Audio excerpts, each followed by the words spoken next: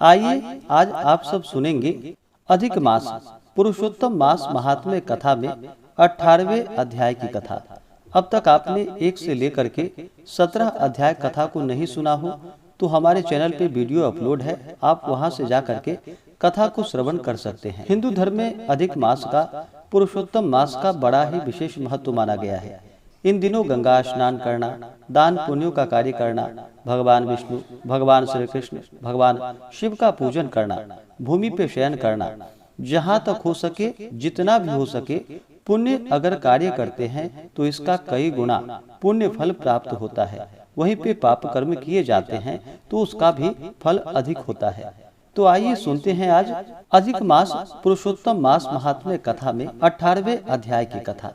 तो बोलिए प्रेम से भगवान विष्णु की जय, माता लक्ष्मी की जय, श्री राधा कृष्ण की जय, पुरुषोत्तम भगवान की जय। नारद जी बोले कि हे तपोनिधे, इसके बाद साक्षात भगवान वाल्मीकि मुनि ने राजा दृढ़धनवा को क्या कहा सो आप कहिए।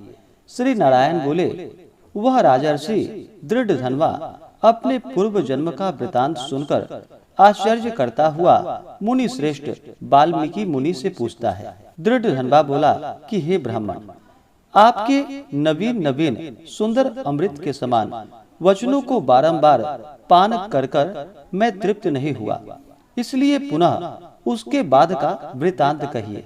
वाल्मीकि मुनि कहने लगे कि हे जगतपते, इस प्रकार उस ब्राह्मण के विलाप करते समय गर्जना से 10 दिशाओं को गुंजित करता हुआ असमय में होने वाला मेघ आया, पर्वतों को कपाने के समान तीक्ष्ण स्पर्शों वाला वायु बहने लगा और बिजली अत्यंत चमकती हुई अपनी आवाज से 10 दिशाओं को पूर्ण करती हुई इस तरह 1 मास तक वृष्टि यानी कि बारिश हुई, जिस जल से पृथ्वी भर गई। परंतु पुत्र शोक रूप अग्नि के ताप से संतप्त वह ब्राह्मण कुछ भी नहीं जान सका, न तो जलपान किया और न भोजन किया, केवल हे पुत्र इस प्रकार कहकर विलाप करते हुए ब्राह्मण का उस समय जो मास व्यतीत हुआ वह भगवान श्री कृष्ण चंद्र का प्रिय पुरुषोत्तम मास था। सो न जानते हुए उस ब्राह्मण को पुरुषोत्तम मास का सेवन हो गया। उस पुरुषोत्तम मास के सेवन से अत्यंत प्रसन्न नूतन मेघ के समान श्याम वर्ण वनमाला से भूषित हरि भगवान स्वयं प्रकट हुए। जगत के नाथ हरि भगवान के प्रकट होने पर मेघ समूह गायब हो गया। उस ब्राह्मण ने पुरुषोत्तम श्री कृष्ण चंद्र को देखा। दर्शन होने के साथ ही गोद में लिए हुए पुत्र के शरीर को जमीन पर रखकर स्त्री सहित ब्राह्मण श्री कृष्ण भगवान को दंडवत प्रणाम करता हुआ हाथ जोड़कर भगवान श्री कृष्ण के सामने खड़ा होकर भगवान श्री कृष्ण से कहने लगा कि हे प्रभु, आप ही हमारे रक्षक हो। ऐसा विचार करता हुआ भगवान भी पुरुषोत्तम की सेवा से प्रसन्न हो अमृत की वृष्टि करने वाले अत्यंत मधुर वाणी से बोले। भगवान बोले कि भो सुदेव, तुम धन्य हो, इस समय आप भाग्यवान हो। तुम्हारे भाग्य के वर्णन करने में त्रिलोकी में कौन समर्थ है। हे बस, हे तपोधन, जो तुम्हारा होने वाला है उसको हम कहेंगे, तुम सुनो। हे ब्राह्मण, 12,000 वर्ष की आयु वाला पुत्र तुमको होगा। इसके बाद तुमको पुत्र से होने वाले सुख में संदेह नहीं है। हे द्विजोत्तम, प्रसन्न मन से मैंने यह पुत्र तुमको दिया है। हमारे प्रसाद से होने वाले तुम्हारे पुत्र सुख को देखकर हे द्विजोत्तम, देवता, गंधर्व और मनुष्य लोग पुत्र सुख की इच्छा करने वाले होंगे। इस विषय में तुमसे प्राचीन इतिहास मैं कहूँगा, जिस इतिहास को पहले मार्कंडेय मुनि ने राजा रघु से कहा था। प्रथम कोई श्रेष्ठ मन वाले धनुर नामक मुनीश्वर लोगों को पुत्र रूप मानसिंह चिंता से जले हुए देखकर दुखित हुए और अमर पुत्र की इच्छा करके दारुण तप करने लगे। 1000 वर्ष बीत जाने पर धनुर मुनि से देवता लोग बोले कि हे मुनीश्वर, तुम्हारे कठिन तप से हम सब प्रसन्न हैं। इसलिए अपने मन के अनुसार श्रेष्ठ वर मांगो। श्री नारायण बोले, देवताओं के अमृत तुल्य इस वचन को सुनकर उस तपोधन धनुर नामक मुनि ने बुद्धिमान और अमर पुत्र को मांगा। उस ब्राह्मण से देवताओं ने कहा कि पृथ्वी में ऐसा पुत्र नहीं है। तब धनुर मुनि ने देवताओं से कहा कि अच्छा, ऐसा पुत्र दो जिसके आयु की मर्यादा बंधी हो। देवताओं ने कहा कि कैसी मर्यादा चाहिए, कहो। इस पर उस मुनि ने कहा कि यह महान पर्वत जब तक रहे तब तक उसकी आयु होवे, ऐसा ही हो। इस प्रकार कहकर इंद्रादि देवता स्वर्ग को चले गए। धनुर शर्मा ने थोड़े समय में वैसा ही पुत्र को प्राप्त किया। उस मुनि का पुत्र आकाश में चंद्र के समान बढ़ने लगा। 16वें वर्ष के होने पर मुनीश्वर ने पुत्र से कहा कि हे वत्स, ये मुनि लोग कभी भी अपमान करने योग्य नहीं हैं। इस तरह शिक्षा देने पर भी उस पुत्र ने मुनियों का अनादर किया। आयु की मर्यादा के बल से उन्मत्त उसने ब्राह्मणों का अपमान किया। किसी समय परम क्रोधी महिष नामक मुनि ने विधि से शुभ फल देने वाले शालग्राम शिला का पूजन किया। उसी समय उस बालक ने वहां आकर शालग्राम का शिला को जल्दी से लेकर अपनी चंचलता के कारण हंसता हुआ पूर्ण जल वाले कूप में छोड़ दिया। क्रोध से युक्त दूसरे काल रुद्र के समान महिष मुनि ने उस धनुर मुनि के पुत्र को श्राप दिया कि यह अभी मर जाए, परंतु उसे मृत हुए न देखकर मन में मृत्यु के कारण का ध्यान किया।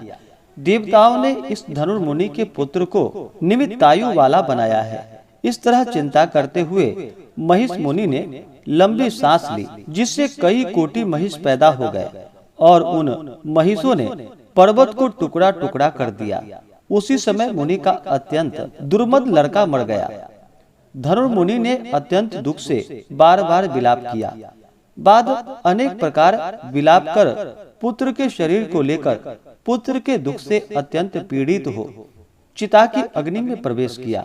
इस प्रकार हठ से पुत्र प्राप्त करने वाले कभी भी सुख को नहीं पाते हैं।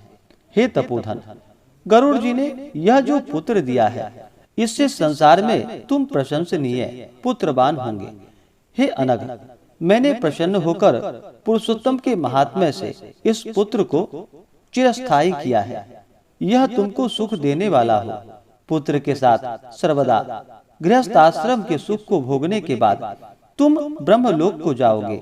वहां उत्तम सुख देवताओं के वर्ष से 1000 वर्ष पर्यंत भोग कर पृथ्वी पर आओगे। हे द्युत्तम, यहाँ तुम चक्रवर्ती राजा होंगे। दृढ़ धनवा नाम से प्रसिद्ध तथा सेना सवारी से युक्त हो 10,000 वर्ष पर्यंत पृथ्वी के राजा का सुख भोगोगे। इंद्र के पद से अधिक अखंड बल और ऐश्वर्य होवेगा। उस समय यह गौतमी स्त्री पटरानी होवेगी। नित्य पति सेवा में तत्पर और गुण सुंदरी नाम वाली होगी। राजनीति विशारद तुमको 4 पुत्र होंगे और सुंदर मुख वाली महाभागा सुशीला नाम की कन्या होगी। हे महाभाग, सुरों और असुरों को दुर्लभ संसार के सुखों को भोगकर तुम संसार रूपी समुद्र के पार करने वाले विष्णु भगवान को जब भूल जाओगे, तब हे विप्र, उस समय वन में यह तुम्हारा पुत्र शुक पक्षी होकर वट वृक्ष के ऊपर बैठकर वैराग्य पैदा करने वाले श्लोकों को बार बार पढ़ता हुआ तुमको इस प्रकार बोध कराएगा। शुक पक्षी के वचन को सुनकर दुखित मन होकर घर जाओगे। संसार के विषय सुखों को छोड़कर चिंता रूपी समुद्र में मग्न है। हे भूसुर, तुमको वाल्मीकि मुनि आकर ज्ञान कराएंगे। उनके वचन से निसंदेह हो शरीर को छोड़कर हरि भगवान के पद को दोनों स्त्री पुरुष तुम जाओगे, जो कि पद आवागमन से रहित कहा गया है। इस प्रकार महाविष्णु के कहने पर वह ब्राह्मण बालक उठकर खड़ा हुआ। वे दोनों स्त्री पुरुष ब्राह्मण पुत्र को उठा हुआ देखकर अत्यंत आनंदित हो गए। सब देवता लोग भी संतुष्ट होकर पुष्पों की वर्षा करने लगे। शुकदेव ने श्री हरि को और माता पिता को प्रणाम किया। उस ब्राह्मण को पुत्र के साथ देखकर गरुड़ जी भी अत्यंत प्रसन्न हुए। उस समय चकित होकर ब्राह्मण ने श्री हरि भगवान को नमस्कार किया और हाथ जोड़कर हृदय में होने वाले संदेह को दूर करने के लिए हर्ष के कारण गदगद वचन से जगदीश्वर से बोला कि हे हरे, मैंने 4000 वर्ष पर्यंत लगातार अत्यंत दुष्कर तप किया। उस समय मेरे को आपने वहां आकर जो कठोर वचन कहा कि हे वत्स, हमने अच्छी तरह देखा है, इस समय तुमको निश्चय पुत्र नहीं है। हे हरे, उस वचन का उल्लंघन कर मेरे मृत पुत्र को जीवित करने का क्या कारण है, सो आप कहिए। इस प्रकार से श्री बृहन्नारदीय पुराणे पुरुषोत्तम मास महात्म्य कथा में 18वें अध्याय की कथा पूर्ण हुई। तो बोलिए प्रेम से भगवान विष्णु की जय, माता लक्ष्मी की जय, श्री राधा कृष्ण की जय, पुरुषोत्तम भगवान की जय। इसके आगे की कथा जो कि आप अगले अध्याय में सुनेंगे। इसी प्रकार से कथा को सुनने के लिए चैनल पे अगर आप नए हैं तो चैनल को लाल बटन दबा करके सब्सक्राइब करें, साथ में बेल आइकन घंटी को दबाएं ताकि मेरे वीडियो का नोटिफिकेशन आपको समय से मिलता रहे।